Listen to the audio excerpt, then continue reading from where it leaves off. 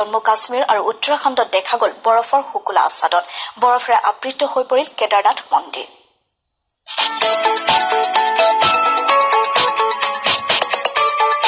জম্মু কাশ্মীৰত প্ৰচণ্ড তুষাৰপাত কেদাৰনাথত বৰফৰ আচ্ছাদন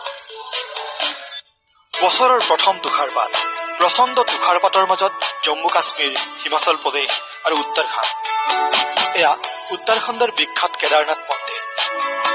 শনিবাৰে বৰফেৰে ঢাক খাই পৰিছে কেদাৰনাথ মন্দিৰ চৌদিশে কেৱল বৰফৰ আচ্ছাদন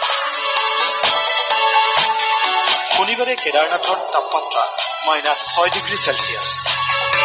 এয়া জম্মু কাশ্মীৰৰ সোণমাৰ্গ অঞ্চল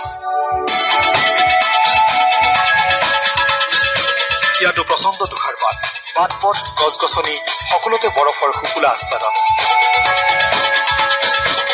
ব্যাহত হৈ পৰিছে জনজীৱন প্ৰকৃতিৰ এই অনন্য পৰিৱেশ উপভোগ কৰিছে পৰ্যটকে इस बार ऐसा लग रहा है कि सर्दियां जल्दी आ गई बर्फ के चांस बने गिर भी रहा है बर्फ और ये सामने पहाड़ियों पे बर्फ गिर रहा है ठंड बहुत ज्यादा हो गई है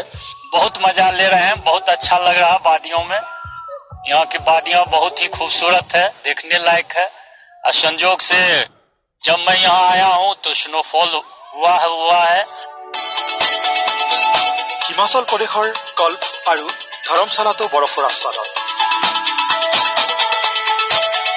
একাংশ শিক্ষাৰ্থীয়ে প্ৰকৃতিৰ এনে পৰিৱেশৰ মাজত অতিবাহিত কৰিছে আনন্দময় সময় নিউজ ডেস্ক প্ৰতিদিন টাইম